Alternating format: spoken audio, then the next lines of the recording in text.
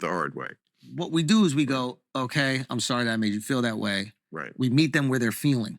And I feel like so much in the discourse, it's like explaining with facts why the other person is wrong instead of understanding what they're experiencing and just feeling. You know, I mean, this honestly is what I've been preaching. I'm sure you know. Yeah, of but course. like on my show. That's why I'm here. You know. In this video, Andrew Schulz joins Bill Maher on his podcast, Club Random. Bill Maher tells Andrew Schulz that he doesn't care about what anyone thinks about his upcoming trip to visit Donald Trump in the White House. With that, let's watch Andrew Schulz force Bill Maher to admit defeat to Donald Trump.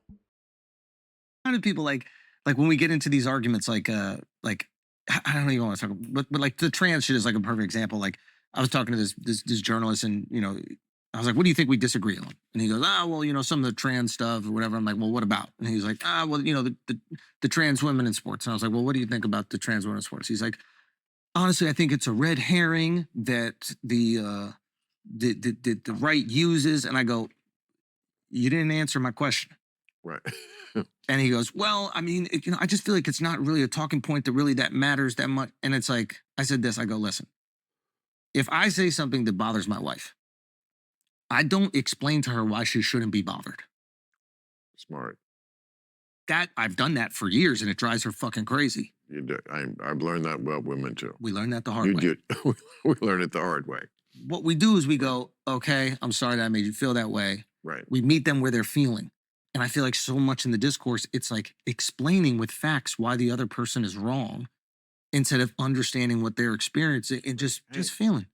You know, I mean, this honestly is what I've been preaching. I'm sure you know. Yeah, of but course. Like on my show. That's why I'm here. You know, I mean, Kid Rock was here a couple of weeks ago, and he said, I want you to meet Trump. He said, I'm going to take you to the White House.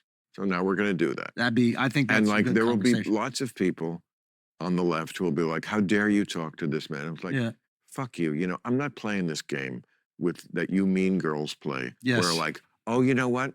You can't sit at my lunch table because I'm just not talking to you. Not talking to you, you lost the election. Who the fuck do you think you have to talk to? It's one thing if you win it. Yeah. It's another thing if you lose it. You gotta start talking to people. Have to talk. And I see Gavin Newsom is doing this now. He's changed his tune. He's got a podcast, and the first guest was Charlie Kirk. I thought that was, I thought that was brilliant. If you watch his channel with any regularity, then you know how I feel about the Gavin Newsom having a podcast. I agree that it's brilliant because he's doing an image makeover to appear more center when we all know, forget about what he says. He's a politician, he lies, but based on his actions, we know that he's a far left insane person. It's brilliant and scary because only reason I can see him doing this is to prepare for a run for president 2028.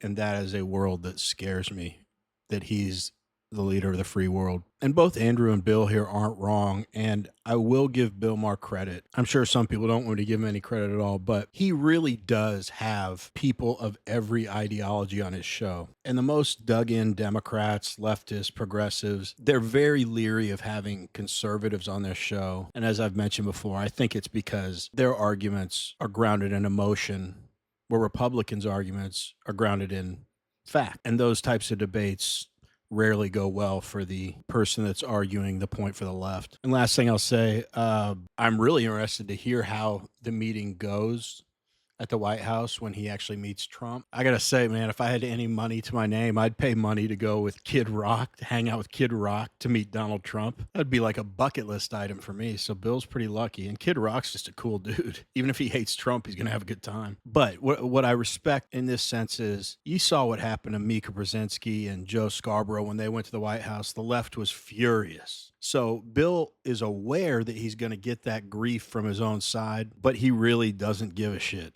And I admire that. People like to walk around all the time saying, I don't give an F, but do you follow through when push comes to shove on proving that you don't give an F? And by Bill going to the White House, he's telling the left, I don't care what you think. I respect that. Anyway, let's get back to the video.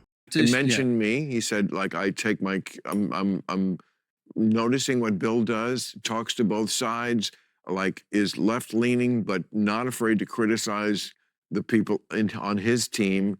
Like, we got to get more of this going. This has to become the center. This has to become a real center. Right now, it's like it's a few lonely islands that I need to like become a bigger fucking sandbar. Yeah. No, for real. You're right. Like it needs to be normalized. And I think that like, yes.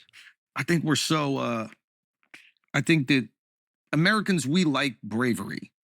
You know, like we have very, what is it? High risk tolerance, meaning like we take risk.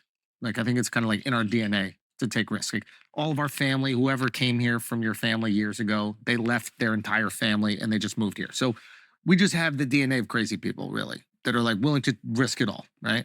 So when we see people that are afraid of having conversations, I think there's like almost like a primal instinctual reaction to it. It's not American. It's un-American. And I think that was, I don't want to politicize this shit, but like I think that was a little bit of the concern with Kamala on the campaign trail. You know, it looked like Trump was willing to talk to whoever. He was. He was. Like his camp, when we spoke to him, they didn't give us any notes. He's going to talk to me. Okay. Do you know what I mean? And think about all this shit. Who's been meaner than me? I mean, only J.D. Vance.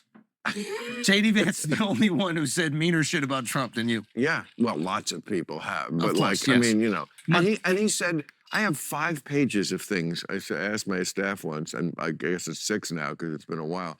Like, just write down all the things he said in tweets and at rallies. It's 5 pages long. Crazy, low energy, ratings disaster. You know, like every bad thing that he just pulls out of his ass. But I don't care, and he doesn't care. He doesn't care either. He doesn't care. If you like watching videos like this one, like and subscribe. We'd really appreciate it. Let's get back to the video. And you don't give. It's all performative. Like, not on. I mean, look. No, you guys might feel it, but it wouldn't stop you guys from having a discussion with other because you're not pussies. We're not pussies. It's very simple. It's like, are you a pussy or are you not? And I learned that once. I know my longest relationship way back in the early 90s, and her father was military. Yeah. And he and I did not see eye to eye politically, but he liked me because I wasn't a pussy. That's my model for meeting Trump. It's like, you know, be respectful, which he deserves. He won not one, but twice. Like, funny, my girl said to me, what are you going to wear? I said, I'm not going to dress like Zelensky. Not a fucking Lululemon outfit. It's not going to be a black T-shirt. I'll tell you Zelensky pulled up looking like a yoga instructor. Not going to be a black T-shirt, man. Yeah. I am wearing a suit and tie. Absolutely. Jordan Peterson gave me a suit. He sat here and he said, like, I want you to have a suit. And I, Jordan, I don't like suits. I'm going to send you a suit. Yeah. I know this is obvious, but the only way that anyone is going to get the country, quote unquote, less divided isn't going to happen through a politician. It's going to be average Americans having conversations like Bill Maher is willing to do very regularly with the other side. And, you know, when I was growing up, real men could disagree and say, hey, I appreciate the conversation. I disagree, you know, give each other a fist bump and it was over. They don't carry it around forever. Now, like, everybody's feelings are so fragile, especially the left. I mean, anytime I try to have a conversation with someone on the left in my personal life, which I try to do, they either start getting emotional right away or all the evidence they have to support their point is anecdotal. And if I point out that that's not really evidence, they get emotional again. I mean, they are so short. And I don't want to be an ideologue. I want to listen to what other people think. And I am 100% willing to change my opinion if someone lays out a better case than what I currently believe, you know? And I've got plenty of flaws and I know I'm biased to the right, but I'm willing to listen, you know? There are just so many people that think they know it all. And that's one thing I know for sure. I don't know it all. So I like hearing a lot of different opinions, but it is really hard because people, especially when people are arguing from a place of emotion, they're the ones who want to dig their heels in more than anything. It's almost like they know they don't have a great argument, so they're going to be loud and emotional and whine to try to make their case, but it just makes them look stupid. Anyway, I wish there were more people on the left that I could speak to and really try to have a productive conversation on how we can find some common ground. Anyway, let's get back to it. Wear that suit. Yep, done. The Jordan Peterson approved suit. It's a good, I mean, I guess whatever. It's a sign of respect, but it's a sign of respect. It's the White House. Yeah, even if you disagree with the person in it, you are respecting the law of the lands. You're respecting the position in general. And you also have to respect that, you know, the guy did win. It's more than half the country or whatever. I mean, you know, yes. I keep saying it. I'm not going to hate. You can not like Trump. You can hate him. You can't hate everybody who vote for him. Yes, Like, and you have to I'm understand not. why. I said it in my last special. I don't hate half the country, and I don't want to hate half the country. Yeah, You know, it's just not where my mind ever wants to go for my own mental health. yeah, Is all this hate? yeah, So yes, I will talk to anybody, yeah. and it's an honor to be invited to the White House under any And circumstances. absolutely. So and Also, it allows you to have a platform with him where you can tell him the things you disagree with. Like any I think it's somebody was saying that it's to me. generous. They were like, To- "Why?" This is great that Bill's at least acknowledging that it's generous for Donald Trump to invite someone to the White House and sit down with them that he knows has been trashing him for years. Same thing with Joe Scarborough and Mika Brzezinski, which I'd classify Bill Maher as my best friend compared to those two. They're a nightmare. But we always talk about Trump's ego and what a narcissist he is. But I don't know many presidents, much less any people. If you know someone just hates your guts or has been trashing you and insulting you on every level for years, how many people in general do you think would be like, yeah, have them come by, we'll talk? I'd love to say I'd do it, but it would be tough. You're going to feel some type of way, but inviting people to speak with you that completely disagree with you and flat out don't like you is not the behavior of a narcissist or someone with an enormous ego. And I'm not saying Trump doesn't still have one, but it's also not very authoritarian or dictator-like. But we want to hear from you. What do you all think about this? Bill Maher visiting the White House and talking to Donald Trump. Is it a good thing or is he kissing the ring? And do you agree with what Andrew Schulz said about not always trying to tell the other side why they're wrong, but trying to understand where they're coming from as a more productive way to debate or have conversation with folks you disagree with? Let us know in the comments. Anyway, as always, really appreciate you watching, and we will see you on the next one.